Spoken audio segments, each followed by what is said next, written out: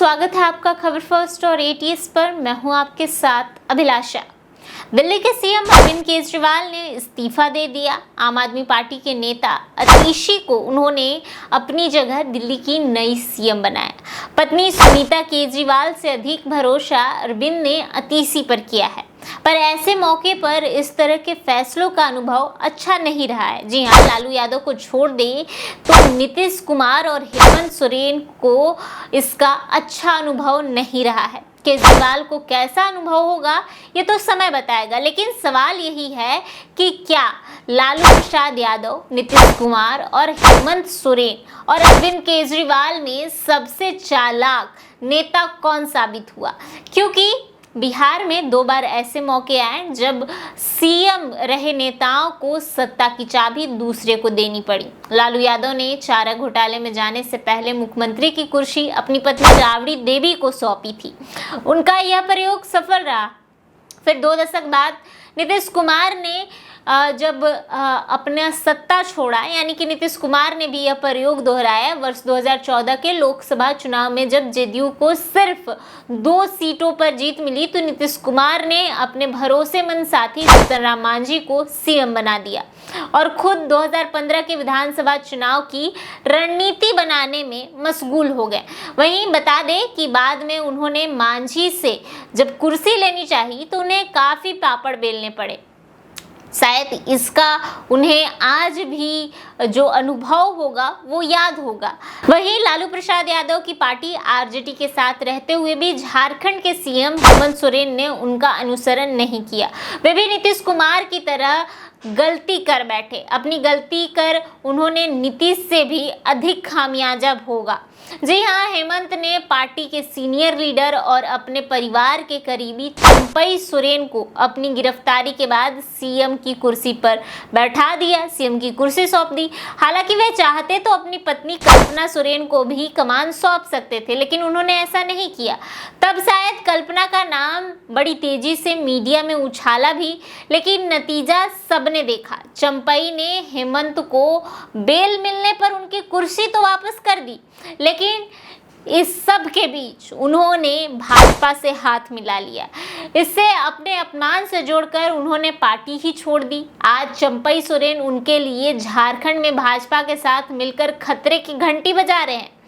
वहीं लालू यादव इस मामले में सबसे चालाक निकले। उन्हें जब लगा कि चारे घोटाले मामले में उनका जेल जाना निश्चित है तो आरजेडी विधायकों को विश्वास में लेकर उन्होंने अपनी पत्नी राबड़ी देवी को सीएम बना दिया। इससे उन्हें रिमोट से सरकार चलाने का मौका तो मिल गया। जी हाँ, जेल से सरकार चलाने का मौका तो मिल गया, पर पार्टी पर भी पकड़ अच्छी बनी रही। आरजेडी के नेता अगर आज भी लालू परिवार के प्रति वफादार हैं तो उनकी मूल वजह पार्टी पर परिवार का कब्जा ही है। सत्ता का भी जब भी मौका मिलता है तो लालू परिवार के सदस्य ही सर्वाधिक लाभ उठाते हैं।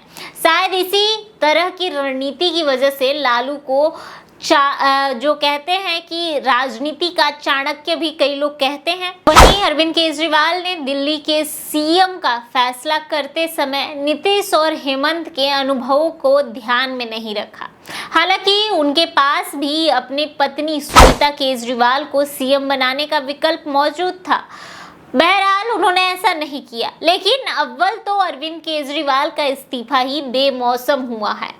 जी हाँ, और दूसरी उन्होंने अतीशी पर अधिक भरोसा कर उन्हें सीएम बना दिया। अतीशी उनकी उम्मीदों पर कितना खरा उतरती है, उनकी भरोसों पर कितनी खरी उतरती है, ये तो समय बताएगा। लेकिन बिहार झारखंड के अनुभवों को देखकर संशय तो पैदा होता ही है। वैसे ही माना जाता है कि सियासत में कोई किसी का सगा नहीं होता है। विश्वास ना हो तो शरद पवार के परिवार को ही देख लीजिए। परिवार के जिस सदस्य अजित पवार को उन्होंने उंगली पकड़कर राजनीति में चलना सिखाया, सत्ता के लिए उसी अजित पवार ने शरद को लंगड़ी मार दी। बहरहाल अब सवाल उठता है कि अरविंद केजरीवाल को बेमौसम इस्तीफे की जरूरत क्यों पड़ी? जब वे शराब घोटाले में जेल गए तो उस समय नैतिकता की मांग थी कि वे इस्तीफा दे दे। उन्होंने ऐसा नहीं किया और जब अब बेल पर जेल से बाहर रिहा हुए हैं तो अचानक इस्तीफे वाले ज्ञान की क्यों जरूरत पड़ गई, इस्तीफा क्यों दे दिया, क्यों खुल गए, अचानक से इस्तीफा क्यों देना पड़ा, वो भी महज 5-6 महीने के लिए। सुप्रीम कोर्ट ने भले उन्हें पंगु बना दिया था, लेकिन सीएम पद छोड़ने की कोई शर्त भी नहीं रखी थी। केजरीवाल कहते हैं कि जेल जाते वक्त इस्तीफा देते तो उनके खिलाफ नैरेटिव बनाने के लिए भाजपा सामने आती, नैरेटिव बनाने में भाजपा कामयाब हो जाती।